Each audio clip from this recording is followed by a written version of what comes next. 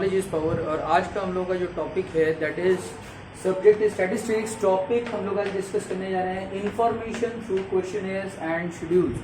तो let's begin the video.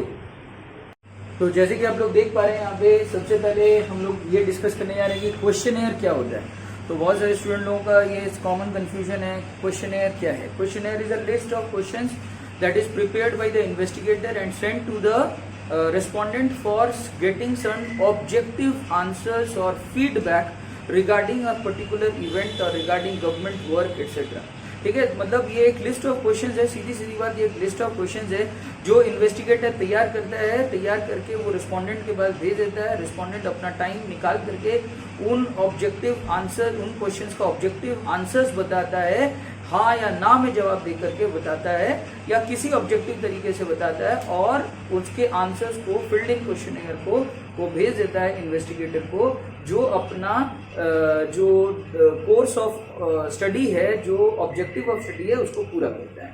तो आप लोग यहाँ पे देख सकते हैं, सबसे पहले मैंने लिखा द वर्ड क्वेश्चनर का मतलब मैंने समझाया। The word questionnaire refers to a list of questions prepared by the investigator and sent to the respondent। ठीक है, ये इन्वेस्टिगेटर तैयार करता है और बैक टू द रिस्पोंडेंट ये इसको भेज देता है। इसके बाद हम लोग इसको कंसेप्ट समझेंगे। तो let us understand the concept. तो कंसेप्ट ये है, पहला पॉइंट है, देखिए here the investigator prepares a list of questions. यहाँ पे एक लिस्ट ऑफ क्वेश्चंस को तैयार किया जाता है in accordance with the objective of inquiry and sent it to the respondent। ठीक है, ये एक रेस्पोंडेंट को वो भेज देता है list of questions in accordance with the objective of inquiry. मतलब जिस चीज को वो स्टडी करना चाहता है उस ऑब्जेक्टिव को ध्यान में रख करके, तो सब्जेक्ट ऑफ स्टडी को ध्यान में रख करके वो कुछ क्वेश्चंस, लिस्ट ऑफ क्वेश्चंस तैयार करता है। उन क्वेश्चंस को वो भेज देता है रेस्पोंडेंट के पास and sent it to the respondent who replies in yes or no, preferably yes or no में उसको जवाब देना पड़ता है, और in any other objective manner that is in short। ठीक है, मतलब ऑब्जेक्टिव मैनर मतलब शॉर्ट में वो अपना आंसर्स को यहाँ पे बताता है। तो देखिए बहुत ही सिंपल सा पॉइंट है यहाँ पे कि जैसे सपोज फॉर एग्जांपल इलेक्शन से पहले, ठीक है, जैसे सपोज फॉर एग्जांपल इलेक्शन से पहले बहुत सारे न्यूज़ चैनल वाले, ठीक है, या बहुत सारे जो गवर्नमेंट अच्छा काम किया कि नहीं किया, ऐसे मैगजीन्स में रिपोर्ट्स वगैरह आता है, तो गवर्नमेंट के वर्क के ऊपर फीडबैक मांगना चाहता है या कोई और मैटर पे फीडबैक मांगना चाहता है, तो अक्सर इस तरह का क्वेश्चनर वाला जो पॉइंट है उसको यूज किया जाता है। तो आप यहाँ पे देख सकते हैं देयर आर टू वेज, अच्छा there are two ways of collecting information through questionnaires।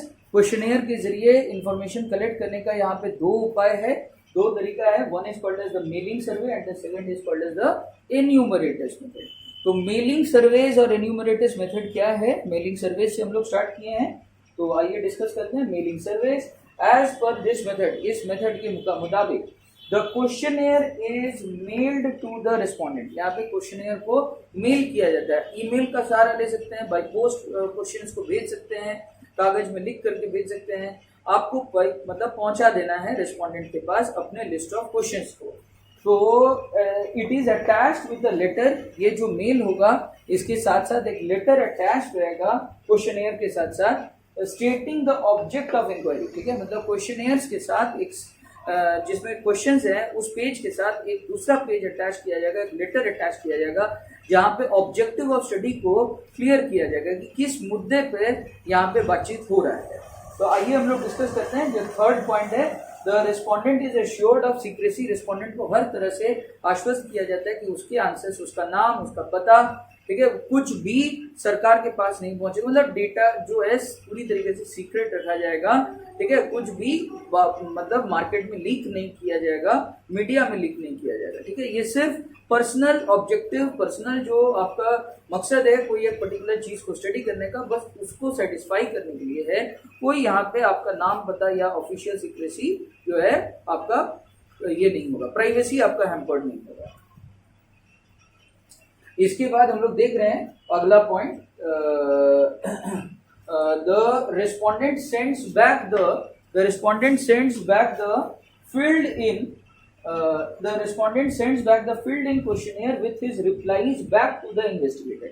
मतलब respondent जो है वो अपना filled in questionnaire को, जिसमें वो अपना सारा जवाब दे चुका है, yes और no में दे चुका है या कोई ऑब्जेक्टिव तरीके से दे चुका है, उसको फिलअप करने के बाद वो अपने इन्वेस्टिगेटर के पास back to the investigator question अपना क्वेश्चनियर को सेंड कर देता है. इसके बाद यहाँ पे देखिए this method is most suitable in case of obtaining feedback. ठीक है, ये फीडबैक लेने के लिए इससे ज्यादा अच्छा तरीका और हो नहीं सकता है. ठीक है, one of the most useful methods of getting the feedback regarding government work etcetera before an election etcetera. ठीक है, कोई इलेक्शन से पहले सरकार का कामकाज से आप संतुष्ट हो कि नहीं हो, सरकार को क्या क्या करना चाहिए था, आपका सुझाव. ठीक है, ये सारा चीज जो है पूछा जा सकता है कोई लोकल लोगों से, और वो लोग अपना आंसर जब देते हैं तो इससे काफी ज्यादा हम लोगों को हेल्प मिलता है कि सरकार ने कैसा काम किया, उसका आकलन करने में, उसका मेजर करने में हम लोगों को बहुत ज्यादा यहाँ पे सूटेबल होता है ये मेथड. हेलो दोस्तों, कंटिन्यू विद द वीडियो. हम लोग यहाँ पे देख रहे हैं कि we are going to start with the suitability of this method. ठीक है, इस मेथड का क्या सूटेबिलिटी है, क्या मेरिट्स है और क्या डिमेरिट्स है, आइए हम लोग एक साथ इन सारे चीज़ों को डिस्कस करते हैं क्वेश्चनियर मेथड का. तो सबसे पहले देखिए द मेलिंग सर्वे मेथड. जो मेलिंग सर्वे मेथड है उसका क्या फायदा क्या है. देखिए, it is most suitable when the area of study is very wide and the respondents are educated. ठीक है, रिस्पोंडेंट्स अगर एजुकेटेड हैं और एरिया ऑफ स्टडी अगर बहुत वाइड है तो बहुत सारा क्वेश्चन आप पूछ सकते हो, बहुत सारा वाइड वैरायटी ऑफ क्वेश्चन आप पूछ सकते हो, आंसर्स भी आपको सही आने का चांसेस बढ़ जाता है. तो इसलिए यहाँ पे ये सब सिचुएशंस में ये मेथड काफी ज्यादा, मेलिंग सर्वे मेथड बहुत ज्यादा सूटेबल माना जाएगा. इसके बाद देखिए मेरिट्स क्या है. The method has the following merits. इस मेथड का क्या क्या मेरिट्स है देख सकते हैं यहाँ पे.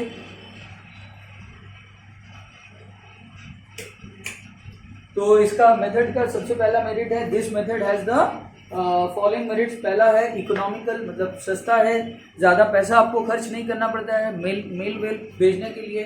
तो देखिए this method is economical in terms of time, समय कम लगता है, पैसा कम खर्च होता है, एफर्ट्स कम इन्वॉल्व होते हैं इसमें.